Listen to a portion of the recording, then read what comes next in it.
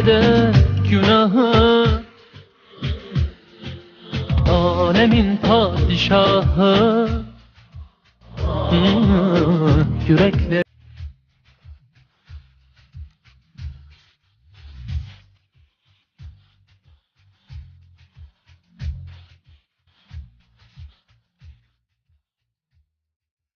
نحمده ونصلي ونسلم على سيدنا ومولانا محمد رسوله النبي الأمين المكين الحنين الكريم الرؤوف الرحيم. أما بعد، بسم الله الرحمن الرحيم.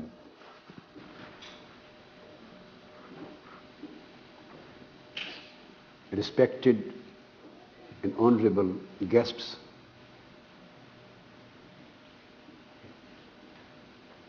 Al-Shaykh As'ad Muhammad Saeed Al-Sagharji Damat Barakatuhu and Al-Munshid Al-Kabir Al-Shaykh Abdul Rahman Al-Hammami Al-Shami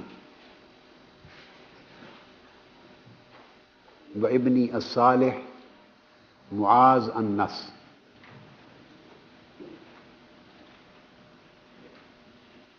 And dear sisters and brothers and daughters and sons,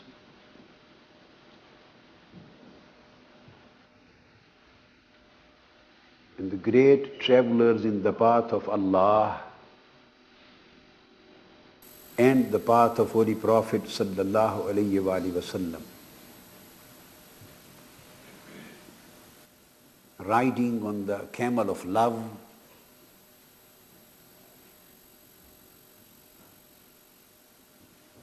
and hoping some for the drops of divine wine of His genosis, His ma'rifah and His nearness. And I hope Almighty Allah,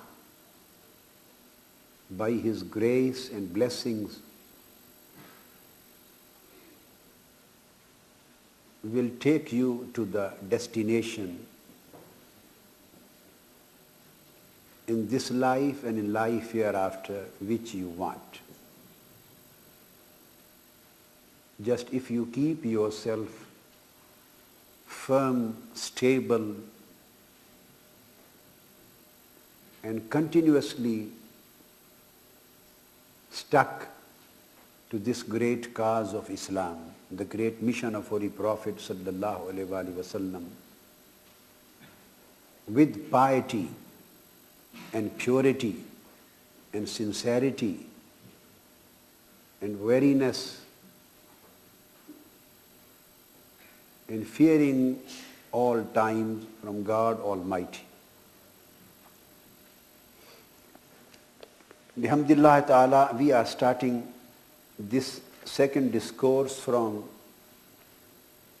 the life and the work of Sayyidina al-Imam al-Bukhari rahimahullah ta'ala.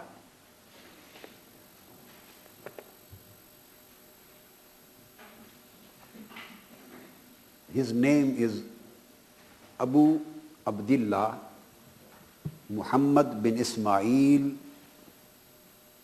bin Ibrahim bin Mughira.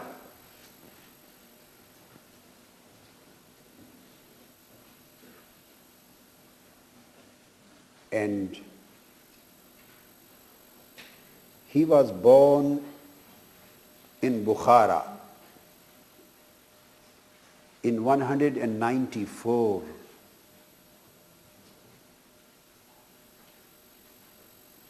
after Jummah prayer in the month of Shawwal.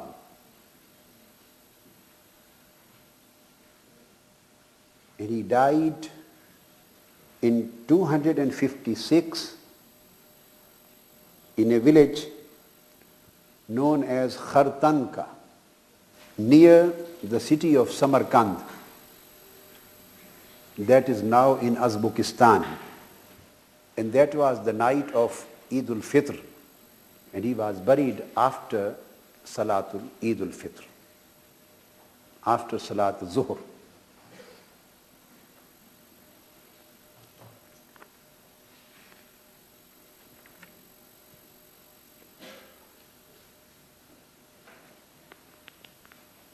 During his childhood, he lost his eyesight. He became blind. I will give you some important references of his life and some more relevant, I will throw light on some more relevant aspects of his life and works so that we may proceed on to the study of Sahih al-Bukhari. Some important aspects from the life of Imam al-Bukhari are very significant to know so that you may properly appreciate the reality of his work and the reality of his aqeedah and his personality. Imam Bukhari radiyallahu ta'ala anhu is one of those great authorities of Muslim Ummah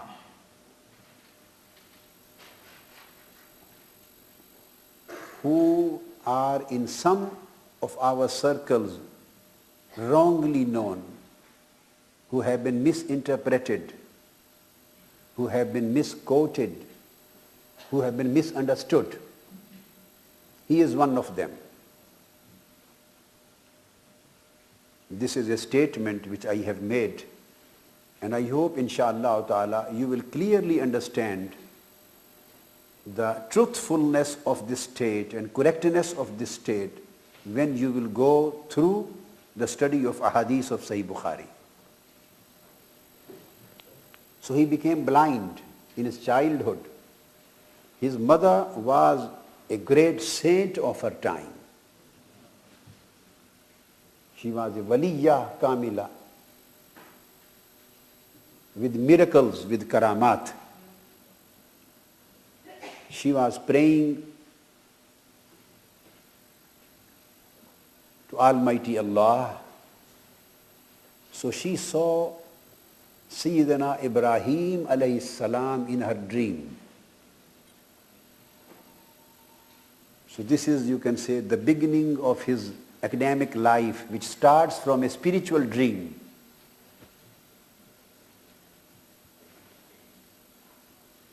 There are many people who claim to own Imam Bukhari and still they make joke of dreams. They own Imam Bukhari and they make joke of dreams and they do not believe in the spiritual dreams and their effects. And they do not believe in the real blessings which can be achieved and attained through dreams. So his mother saw Sayyidina Ibrahim Khalilullah alayhi salam in her dream, and he gave her the good news that because of your supplications, Almighty Allah has returned the nur of your son, has returned the eyesight of your son. This bishara, the good news, was given to her that night in her dream. When she got up early in the morning, she saw that Imam Bukhari rahimahullah ta'ala was healthy. His eyesight had already been returned. Then he started,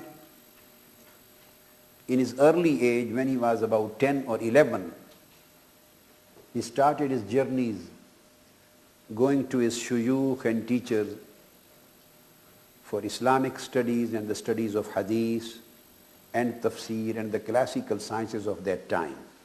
When Imam Azam Abu Hanifa, he died in 180. 150. 44 years before the birth of Imam Bukhari, Imam Azam Abu Hanifa had died. So he personally couldn't see him and couldn't receive knowledge from him. But Imam Bukhari received knowledge and hadith. Imam Bukhari received from at least 40 students of Imam Azam Abu Hanifa.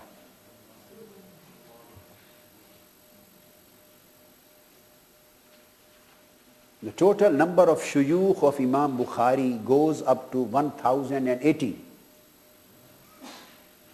He studied under 1080. And studying in those days under someone meant that he received ahadith, he received knowledge, and they became his shuyukh. He heard from them the hadith of Holy Prophet and received from them, and the knowledge was transmitted to him through the proper chain. So normally this link was known to be the shaykhud. So he had 1080 shuyukh, and out of them about 40 were the students of Imam Azam Abu Hanifa. So in this regard, Imam Bukhari stands as a grand student of Imam Azam Abu Hanifa.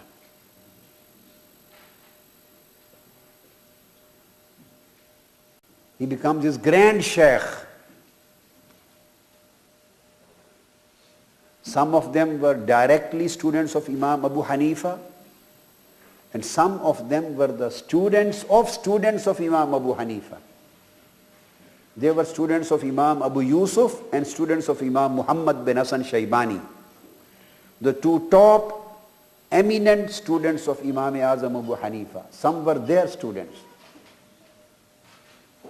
and some were students of other students of Imam Azam Abu Hanifa. If you want to know the details of this subject and you want to study this aspect in detail, you can have my detailed 2 lectures which I delivered probably last year, one in Jame Masjid Ghamkol in Birmingham on the subject of Imam ul-Aimma fil Hadith, Imam Abu Hanifa wa Imam ul-Aimma fil Hadith. This was my first discourse of about 3 hours, and the second discourse was in Lahore. The subject matter of Lahore lecture is different from there, from the Birmingham one.